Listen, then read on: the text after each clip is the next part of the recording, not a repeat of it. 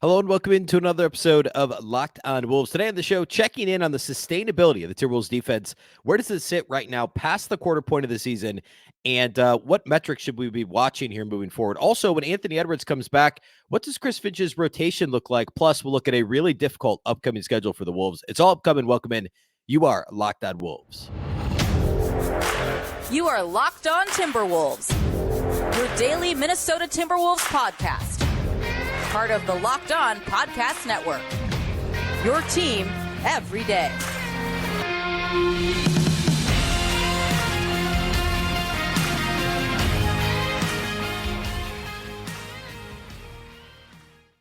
Hello and welcome to the Locked On Wolves podcast, part of the Locked On Podcast Network, your team every day. My name is Ben Beecken. I'm the host of Locked On Wolves. Today's episode is brought to you by Gametime.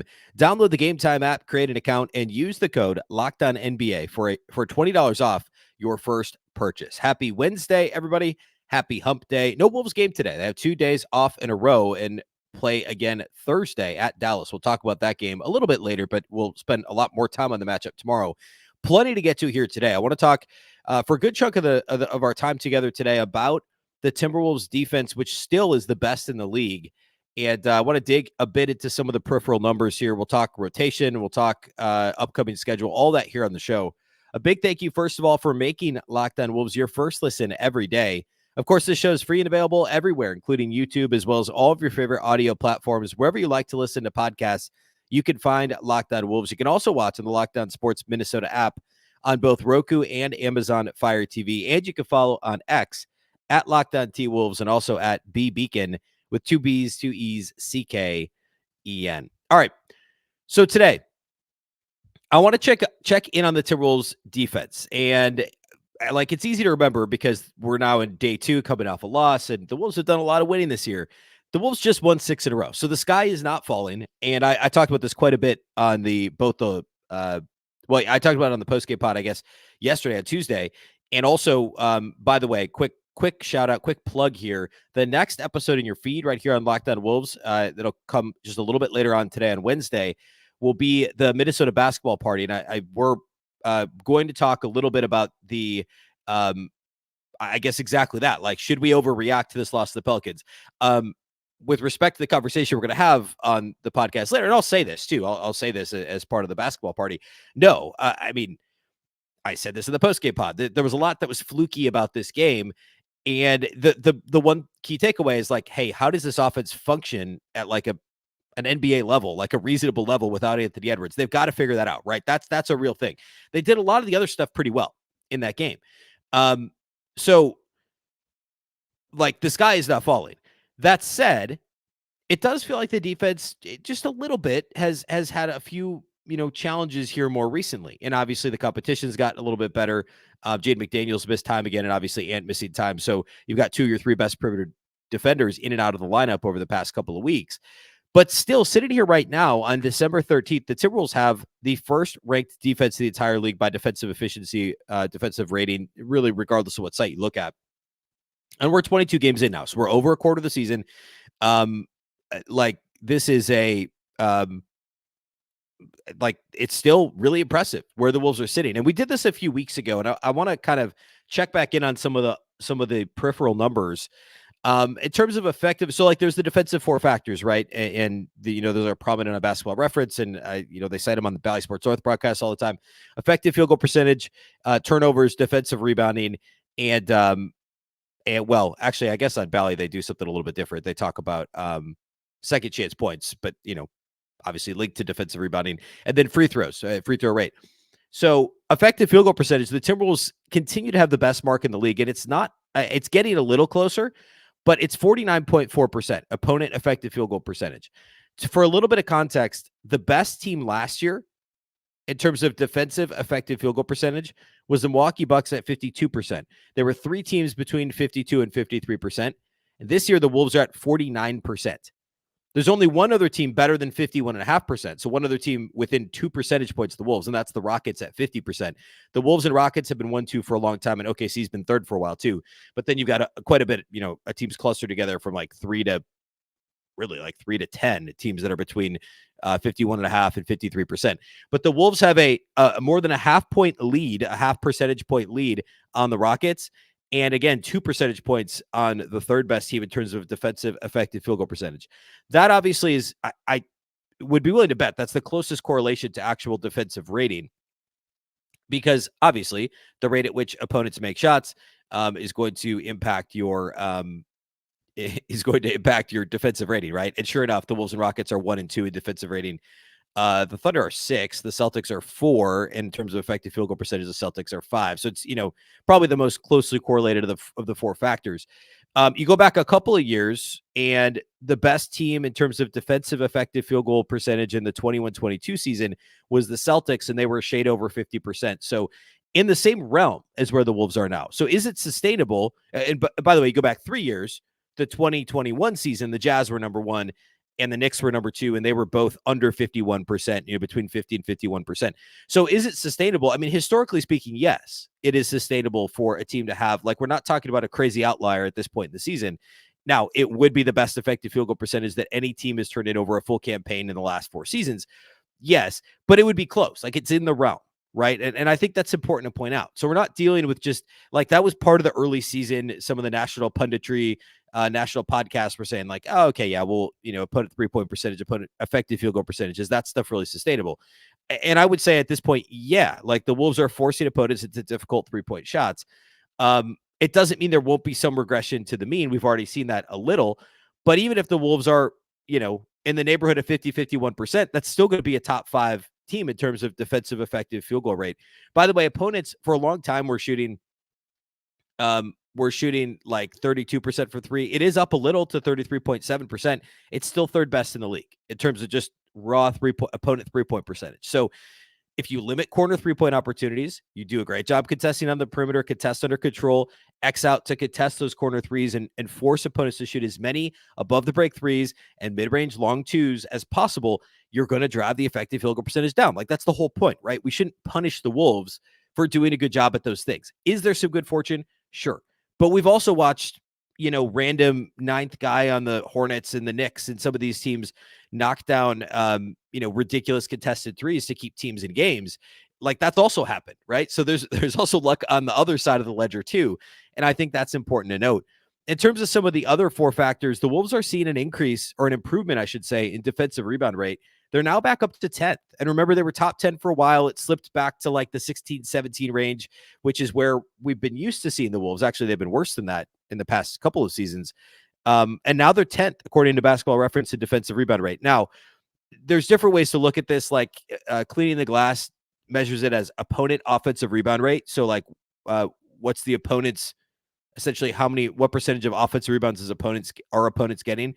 The Wolves are 10th in defensive rebound rate on Basketball Reference, but they aren't their numbers next to these teams on Cleaning the Glass? They're 1, 2, 3, 4, 5, 6, 7, 8, 9, 10, 11, 12. They're 13th in defensive offensive rebound rate on oh no, I did not count that right. They're not 13th. They're 21st. They do have numbers. They're 21st. Turns out when you scroll. Anyway, the Wolves are 21st in opponent offensive rebound rate on Cleaning the Glass. So they're measured a little bit differently. It could be because Cleaning the Glass, I think the main difference is they're removing garbage time, right? So technically, garbage time and also end of quarter possessions are removed on Cleaning the Glass. So that number is going to be a little more accurate. So overall, it's moving in the right direction. We've also seen a little bit more garbage time lately, which could influence the overall number on Basketball Reference. But all that to say, that's a number to watch for this team, because how many second chance opportunities are they giving opponents? Eventually, that's going to catch up to them. And one of the things I touched on, well, actually, let's do that next. I want to get to opponent free throw rate, because obviously that was a debacle in New Orleans on Monday, and that was the biggest issue in that game. So we'll cover that next, and then we'll move into the rotation conversation, and then finally into the upcoming schedule. But let's talk free throw rate and put a bow on the defensive conversation here next. Today's episode is brought to us by our friends over at eBay Motors. Our partners at eBay Motors have teamed up with Locked On Fantasy Basketball host Josh Lloyd to bring you some of the best fantasy picks each week, all season long.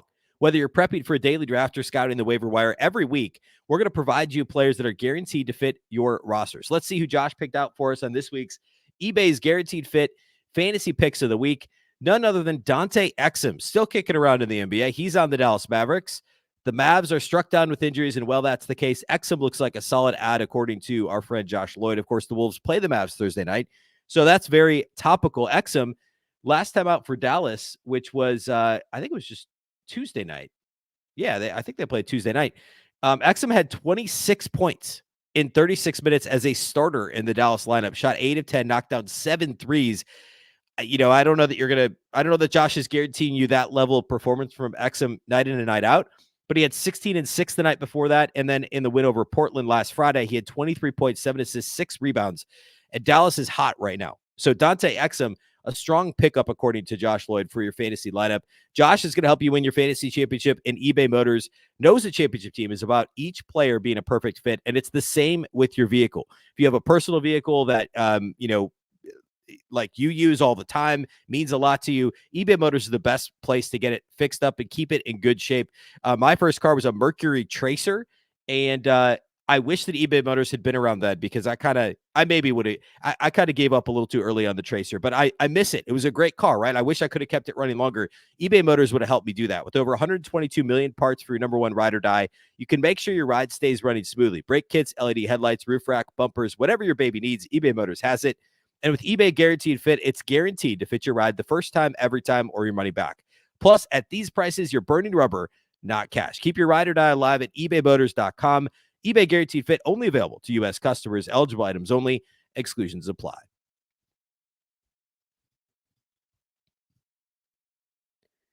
Locked On has launched the first ever national Sports 24/7 streaming channel on YouTube. Locked On Sports Today is here for you 24/7, covering the top sports stories of the day with the local experts of Locked On, plus our national shows covering every league. Go to Locked On Sports Today on YouTube and subscribe to the first ever national sports 24/7 streaming channel. All right, putting a bow in the defensive conversation, I couldn't talk about this without referencing the 43 free throws the Wolves give up against New Orleans on Monday. Yes, those officials were whistle happy, and that's actually part of the point here. This was equal parts in my mind. I think the way I said this Monday was, this is maybe dramatic, but the Wolves chickens coming home to roost, in the sense that they've been fouling a lot more lately and getting away without a significant change in their team defensive, or I guess opponent free throw rate. The Wolves had been like 10th overall in fouls committed per game, but like free throw rate was like 5th. And that correlation should be closer. Sure enough, now it's inched a little bit closer. They're 12th in fouls per game league-wide, just straight personal fouls per game. And then they're 8th in defensive free throw rate. So I think those numbers are going to get closer together. And if they commit more fouls, they're going to allow more free throws. And so that variance has been a little bit off, in my opinion, and I think it's getting closer. And then also this officiating crew is completely whistle happy in the game. And part of the Wolves' strategy, certainly in that game, was to be physical with Zion and just try and make him beat them with his own physicality. And he did. Like, tip your cap to Zion. Also, the officials helped in that regard, which is the game within the game. I'm not at all complaining. I'm not on a referee soapbox right now. I am stating the obvious. The Wolves wanted to be physical. And if they knew that if the referees decided to call a ticky-tack type or more fouls in the game, it was going to put them in a bad way. And that's what happened. But if they didn't, I mean, Zion probably still would have beaten them because of how crazy good he played on Monday, because he's that type of a player, right? If he has a night like that, it'd be really hard, and especially supporting cast was fine too. But that's the strategy against the Pels. And in general, that's the Wolves' strategy defensively, is to be more physical, to contest shots. They're not the defense they were 2 years ago, when they were more of a fly around aggressively, try to turn teams over. And they're not like last year, which was a little bit more passive, albeit still a good defense, a top 10 defense, right around that 10 mark all season league wide. But a little, played more drop last year than they are this year. And now this is kind of in between those two units, right? Because they have Rudy, they still have that anchor and they can play drop, and they are playing more zone, but they're also still athletic and long on the perimeter and trying to get out contest shots more more frequency. They're also, at times, depending on matchups, they're switching a little more. They are playing at the level a bit more in pick and roll, whereas last year they almost exclusively dropped. So this is like a blending of the last 2 years defensively. And it might lend itself to a few more free throw attempts for opponents. That was an issue last year. It was an issue 2 years ago. And this year, I think that number has been deflated to this point versus where it actually will end the season. That said, it's obviously still not a good thing to give up more free throw attempts. So the Wolves still need to be cognizant of that. I think it's just going to depend night to night on the type of whistles you're getting or not getting. That's going to be just part of living and dying with this defense. To this point, it's worked, right? 22 games in. It's very hard. I mean, we can't complain. They're the number one defense in the league. And that includes number of free throws you're allowing the opponent to shoot. So, and also, like, it's not like there's a lot of other like underlying things that go into this. They're not getting lucky with like opponents shooting a poor percentage. Opponents are still shooting a top 10 percentage from the line. Like some of those things, they're not necessarily getting off easy in that regard, right? So all that to say, that's the number to keep an eye on. Defensive rebound rate, turnover rate, still kind of middle of the pack. But this defense to this point appears to be completely sustainable. You're still talking about, Jaden McDaniels has missed 10 of the Wolves' 22 games, and he is their best perimeter defender. And if he could get healthy and play the rest of the season, there's a real shot he still makes an all-defense team. And he's missed 10 games, almost half of the season to this point. And now Ant's missed, effectively 4 games because he only played 4 minutes in the one game. And he played 3/4 of another game and then had another game where he was severely, hampered throughout that Spurs game, right? So Ant has not been himself for, we'll call it a quarter of the season to this point too. So assuming relative health for McDaniels and Ant moving forward, and I'd love to do that, then we got to feel pretty good about where this defense is sitting. We have to feel good about it. And I think we should feel good about the sustainability as well. All right, real quickly on the rotation, both Jordan McLaughlin and Jaden McDaniels came back on Monday in the loss to the Pelicans. Now, McLaughlin, I don't think we should consider him as part of like a regular rotation member. So I'm going to set J-Mac aside for a moment. If you do, that's 9 guys that played rotation minutes for the Wolves, call it first half rotation minutes for the Wolves in this game with the return of Jaden McDaniels. Troy Brown Jr. started with the absence of Ant, and he's done a great job. Alexander Walker started, and McDaniels came off the bench. So that's your top 9 right now, right? So your starting lineup the other night was Conley, Alexander Walker, Brown, Gobert, and Towns. That's 5. And then off the bench, you had Kyle Anderson, Naz Reid, Shake Milton, and Jaden McDaniels. Those are your top 9 right now. When Ant comes back, and I kind of doubt it's Thursday against the Mavs. He's listed as questionable. If I'm the Wolves, I give him another couple of nights, and maybe he comes back on, I think they play Saturday night. Yeah, Saturday night against the Pacers. That would be my take on it. We'll see. When Ant comes back, what does Chris Finch do? Does Troy Brown go back to being not a member of the rotation and just logging DNP CDs? Is it Shake Milton? Or is it a 10-man rotation with relative, reduction in minutes for each of these guys? Finch likes to have a shorter bench. He likes to keep a tighter rotation. My hunch is that this goes to a 10-man rotation and he just tries to lessen. Now, I say this knowing that it goes against what Finch typically does, right? He'd rather play guys heavier minutes and have a shorter bench, but the Wolves have a back-to-back coming up here in about a week. They've only had one of those to this point in the season. Obviously, and whenever he comes back, he's not going to be 100% right away with the hip injury. McDaniels surely isn't 100% with the ankle. So why not go to a 10-man rotation and instead of Ant and McDaniels playing 34, 35 minutes, bring these guys closer to 30, give Troy Brown a few minutes off the bench. Once he returns to the bench, Alexander Walker likely would go back to the bench, and you just go with the 10-man rotation. McLaughlin's still your 11th guy, so, if Shake starts to struggle, Shake played fine the other night, but if he struggles, then McLaughlin could take those minutes. So that's the beauty of how deep this team is you don't have to have a tight rotation. It's not like, oh, thank goodness we get to get Austin Rivers or Bryn Forbes out of the rotation, right? Like 12 months ago, that was the situation. And by the way, Chris Finch still didn't, right? He's still one of those vets to play for whatever reason. And now, like, you can make the case 1 through 11. And I think everybody feels really good. People are clamoring for Josh. I'm clamoring for Josh Minott minutes, although I know realistically he's the 12th guy. He's not playing in the near future, right? That's unless he just isn't. But this team goes at least 11 deep through Jordan McLaughlin, and your 12th guy is Josh Minott, and your 13th guy is, they've got so much depth in this, Luka Garza, obviously, right? there's no reason you can't take advantage of it here. Keep some of these guys fresh. I mean, we're not quite to the dog days of January, February yet. We're close, right? We're, once we get past the holidays, that's when this kind of guys start to drag a little bit. You need to keep all these bench guys fresh. And especially with how well, Troy Brown had a relatively nondescript night, didn't shoot the ball well the other night, but I thought was active and good defensively. Like, he's earned the right to stay in the rotation. Shake is playing better. Alexander Walker obviously has been very good defensively, been up and down offensively, but all these guys deserve to be seeing regular minutes, and this is a way to do it. Just give a few less minutes to some of these backcourt guys, and especially McDaniels and Ant, to keep Brown in the rotation, to keep the minutes up for a Nickeil Alexander Walker, for instance.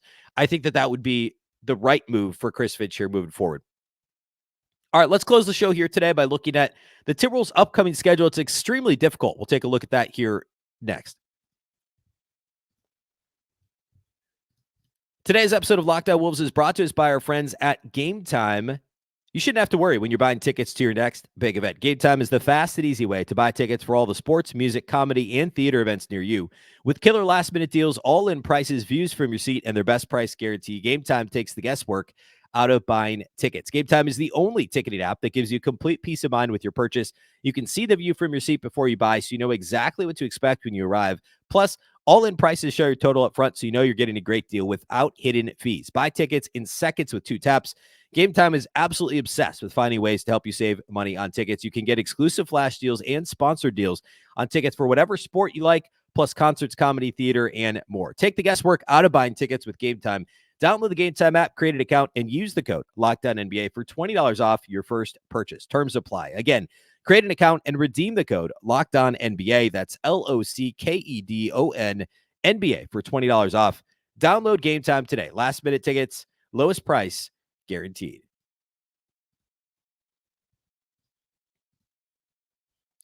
All right, let's close this thing out by looking at the upcoming schedule, and we'll preview the Mavs game Thursday. I want to spend a decent chunk of the show talking about that because Dallas is playing great here lately. The Wolves have the Mavs Thursday night. They've won, actually, here, let me see how many in a row they've won. They've won a bunch in a row. I know that. And, Kyrie obviously isn't playing right now either. He's got the heel injury. Dallas beat the Lakers by a bucket on Tuesday night.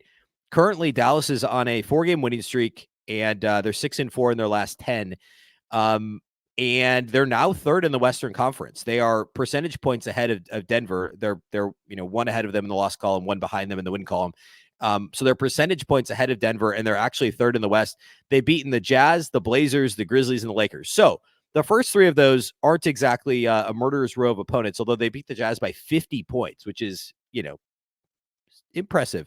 But before that, they lost to the Thunder. They also lost to the Grizzlies. They lost to the Clippers. They barely beat the Rockets, and they barely beat the Lakers. So it's been a rocky season, and now you've got the Kyrie injury. So as we dig into that matchup Thursday, I'm intrigued to look at those numbers a little bit more closely, what Dallas has been up to. They've scored 120 plus in every game over their 4-game winning streak, but they've also allowed at least 110 in their last 3 games. So it's going to be a high-scoring game, very likely, against Dallas, and that's the first difficult game upcoming. And then you look at the Pacers, who have like a historically efficient and dominant offense currently at this moment, and struggle defensively, obviously. They're Saturday. We'll dig into them on Friday's show. And then the Wolves play Monday night at the Heat. They go right back out on the road after that 1-game homestand, if you will. I don't think it's technically a homestand, but by the way, this schedule right now is really weird for the Wolves. They played that 1 home game against San Antonio, 3 on the road. Then you get, 3 on the road. Then you get 1 more home game against the Pacers on Saturday, 2 on the road, 1 home game against the Lakers, 2 more on the road. And then that gets you past Christmas. So they spend Christmas on the road between Sacramento and OKC. It's just a very strange, like, multiple 1-game homestands until you get to December 28th when they finally get 3 out of 4 at home, with still a 1-game road trip. Like, it's just no, any length of time at home or on the road here upcoming. And to make matters even more difficult, they're actually really good opponents, right? So Mavs Thursday, Pacers Saturday, back out on the road for the Heat Monday, at the Sixers next Wednesday. Of course, the Wolves beat both the Heat and Sixers earlier this year. No Jimmy Butler in the win over the Heat, and no Joel Embiid in the win over the Sixers. So, like, I don't want to throw out the results from the games that they played against these teams previously, but it's going to be more difficult this time around. And then you get the Lakers at home, but it's a back-to-back after traveling back from Philadelphia the night before. And that is not going to be fun. That's going to be a really difficult one. And both those games, by the way, at NBA TV, so kind of pseudo national TV. Wednesday the 20th at the Sixers, Thursday the 21st, home for the Lakers. That is, I think it's fair to say that's a murderer's row of opponents. Like if you look at where these teams are in the standings, I mean, Dallas, like I said, they're currently sitting here right now. They're technically third in the Western Conference. That's Thursday night. Then you get the Pacers. The Pacers are fifth in the East. They're only 3.5 back, though, of the number one spot. And like I said, they have just a really dominant offense. Then you get Miami, who hasn't been as good this season. They haven't been that good lately. They're seventh in the East, but they're a playoff team. Like they're not going to not be a playoff team. You get the Sixers, who are currently fourth in the East. They're on a 3-game winning streak right now. And then the Lakers, we all know that they've, of course, won the in-season tournament. Besides that, they've been very up and down. They're sixth right now in the Western Conference. Then you get into the Kings and the Thunder. The Kings are fifth and already beat the Wolves pretty handily once. The Thunder are still second in the West. The Wolves barely beat them. Then you get Dallas again. You get Lakers again. You get the Knicks. The Knicks, the Wolves have already beaten. They're sixth in the East. So you have to go all the way until I'm still, by the way, side note, I'm a bit dubious on Houston. They've fallen to ninth in the West, but we'll call them at least a play-in team for the sake of argument here. You got to get all the way to Portland on January 12th, which is more than a month or almost exactly a month from now. The next time the Wolves play a team that's not currently a 7 seed or a 9 seed or better in their respective conference. You have to go to Portland on January 12th. And the Wolves have not seen Portland yet, by the way. And they've only seen Utah, I think, one. No, I guess they played Utah twice. So it's not easy. The next few weeks are not easy. You get the back-to-back, only their second one of the season coming up here on the 20th and 21st, and they have another back-to-back on January 9th and 10th at Orlando and at Boston. That's not an easy one. Orlando's still second in the Eastern Conference, tied for second, and of course, Boston's first. That's about the toughest back-to-back you're going to see. So the schedule's tough, and it's another reason why I would advocate for resting Ant Thursday. If you take the L, you take the L. You need Ant to be 100% for this next run. And then hopefully you get him back on the floor. You need his offense against the Pacers Saturday. You need him to help with the Heat on Monday, to give yourself a shot in some of these games. And maybe you rest him in one of the two games of the back-to-back next week, Philly and the Lakers, if he's still sore, right? It's not a full load management situation, but kind of sort of with this injury. It's an injury management situation. The Wolves have to be smart about this so that it's not lingering throughout the rest of the season. There's no question about that. All right. Thursday on the show, we are going to preview that Wolves-Mavs matchup. We'll dig a bit into the Mavs rotation here. Sans Kyrie Irving, and also they've had quite a few injuries, actually. We'll talk about what to expect in that matchup. The first time we've seen Dallas this season. So we'll do that on Thursday's show. And, of course, we'll have the post-game pod following that. Also, I should say the live postcast following the game on Locked On Sports Minnesota. And then my post-game pod will be Friday morning.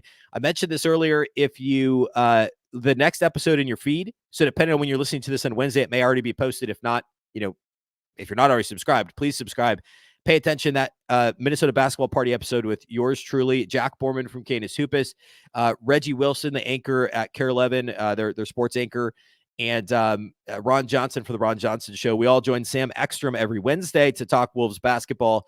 So that is going to be in your feed a little bit later today, and the video will be over at Locked On Sports Minnesota on YouTube. That's all we have for today here on the show. A big thank you for making Locked On Wolves your first listen every day. Of course, this show is free and available everywhere, including YouTube, as well as all of your favorite audio platforms. Wherever you like to listen to podcasts, you can find Locked On Wolves. You can also watch on the Locked On Sports Minnesota app on both Roku and Amazon Fire TV. And you can follow on X at Locked On T-Wolves and also at Beecken with 2 B's, 2 E's, C-K-E-N. Of course, the Locked On Wolves podcast is part of the Locked On Podcast Network. Remember, the Locked On Network is your local experts on all the biggest stories. Once again, I'm Ben Beecken. This is the Locked On Wolves podcast, and we'll catch you next time.